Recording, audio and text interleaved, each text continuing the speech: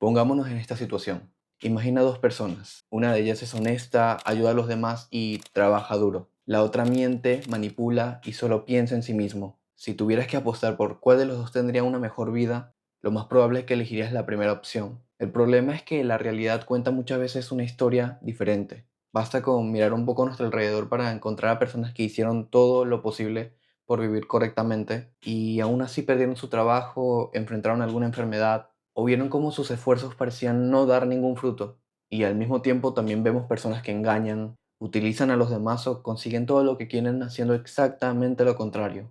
Y parece que les va mejor. Entonces aparece una pregunta incómoda. Una pregunta que tarde o temprano todos nos hacemos. ¿La vida realmente es justa? Y si la respuesta es que no, entonces hay una pregunta aún más importante.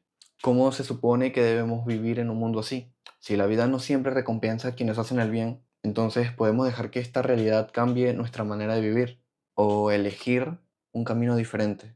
La persona más influyente del mundo nunca vivió en un mundo justo. De hecho, toda su vida parece demostrar exactamente lo contrario. Fue incomprendido por muchos, traicionado por uno de sus amigos, abandonado por quienes prometieron permanecer a su lado, acusado por delitos que nunca cometió y condenado a morir como un criminal.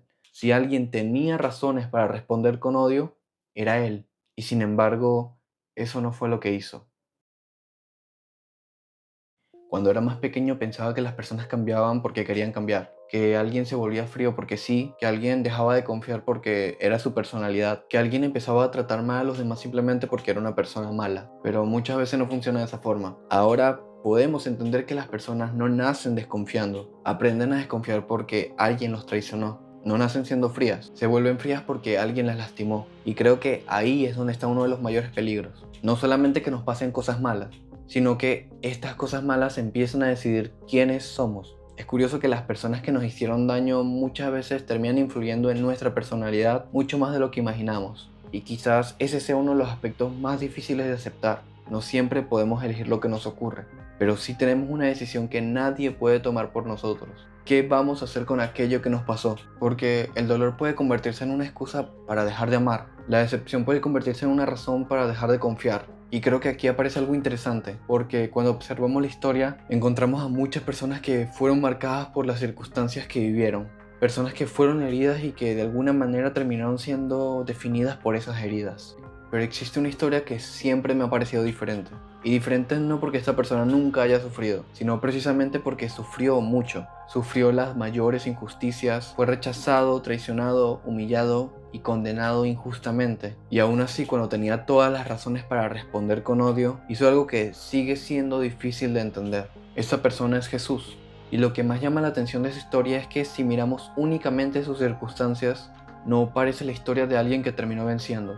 Desde una perspectiva humana, su vida terminó en fracaso. No murió rico, no tuvo un ejército, no ocupó un cargo político. De hecho, para muchas personas de su época, la cruz no era una señal de victoria, era una señal de derrota. Pero 2000 años después, millones de personas siguen hablando de él. Y la pregunta interesante es, ¿por qué? Creo que la respuesta está en algo que Jesús entendía de una manera diferente a nosotros. Su vida no estaba definida por lo que ocurría, sino por aquello que decidió representar incluso cuando las circunstancias estaban en su contra.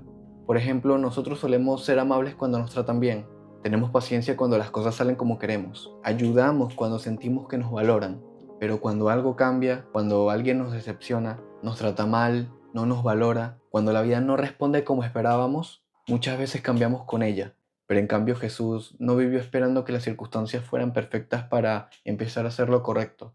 No necesitaba que todos lo reconocieran para seguir haciendo aquello que creía que tenía que hacer. No necesitaba que sus enemigos cambiaran para actuar de una manera diferente. No necesitaba recibir amor para demostrar amor. Y muchas veces tanto tú como yo funcionamos al revés. Es ahí donde la vida de Jesús se vuelve una pregunta incómoda. ¿Nuestra forma de ser realmente depende de nuestros principios o depende de cómo nos tratan los demás? Porque es fácil tener buenos valores cuando nadie los pone a prueba. Lo difícil es mantenerlo cuando hacerlo parece no tener ninguna recompensa. La vida no te va a premiar siempre por hacer lo correcto. Algunas personas no van a reconocer tu esfuerzo. Algunas veces vas a perder incluso haciendo las cosas bien. Y Jesús no ignoraba eso. Él vivió sabiendo exactamente cómo funcionaba este mundo. Habrá personas que nunca van a reconocer lo que hiciste por ellas. Habrá personas que hablarán mal de ti aunque hayas intentado hacer las cosas bien. Te prepararás durante meses para una oportunidad y verás cómo otra persona lo consigue en 5 minutos. El mundo no siempre funciona como creemos que debería funcionar.